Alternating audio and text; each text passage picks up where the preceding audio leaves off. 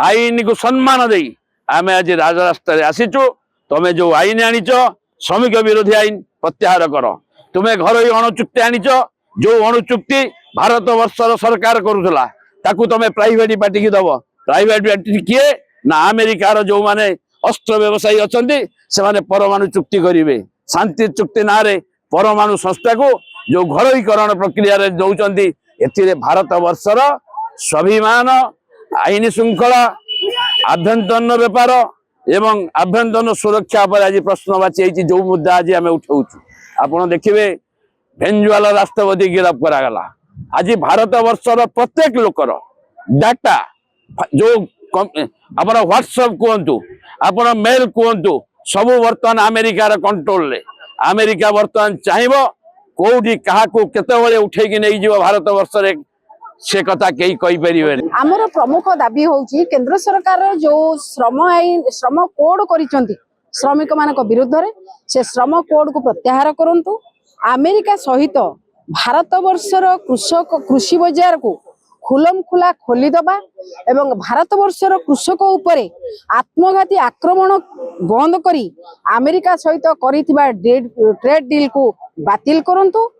एवं श्रमिक श्रेणी को तार न्याय्य अधिकार ही दिंतु ये होउची हमर प्रमुख दाबी जो माने जो दरदाम बढ़ुची ताकू दरदाम को रोका जाऊ ये सब प्रतिवाद करी जो 12 दफा दाबी नहीं करी आज जो आपनकर आमर सर्वभारतीय धर्मघट डाकरा दिया होता आम आशा करूँ ये सफल होती विशेष करके बहु लोक ए जोड़ी होती लोकों पाखे आम खबर पहुंचाई चेष्टा करूँ आगामी दिन में जदि सरकार बाबद न चेतती जो भाव में से यही श्रमिक विरोधी आईन आणुंट कृषक मान स्वार्थ विरुद्ध अमेरिका सागर जो भाव चुक्ति कर देशवासी स्वार्थ विरुद्ध जो भाव में अमेरिका स्वार्थ अनुसार से सोवियत रूस तेल न किणिक ईरान ठू सस्तार तेल न किणिक भेनेजुएला अमेरिका साउदी अरब तेल किणा योजना कर यार भयंकर परिणति हम एवं आगामी दिन में सरकार जब न चेतइबे भारत वर्ष में आहरी बड़ व्यापक आंदोलन हम आज लेबर मंत्री एमएलए दरमा बढ़ला आमर कहीं दरमा होनी से दरमा पाई दरमा बढ़ले आमर जो गरीब श्रेणी लोक ए चुली माने निया तेल चाउल माने लुगा पानी तेल रास्ता घाट जो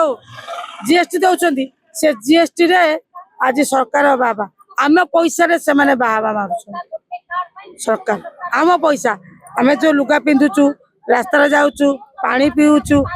जो आम चाउल किणुचु तेल लुण किणुचु तार सबुत जीएसटी अच्छी से जीएसटी पे आज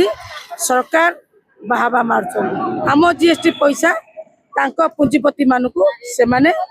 ग्रहण कर आम कथा किसी बुझु ना डबल इंजिन सरकार से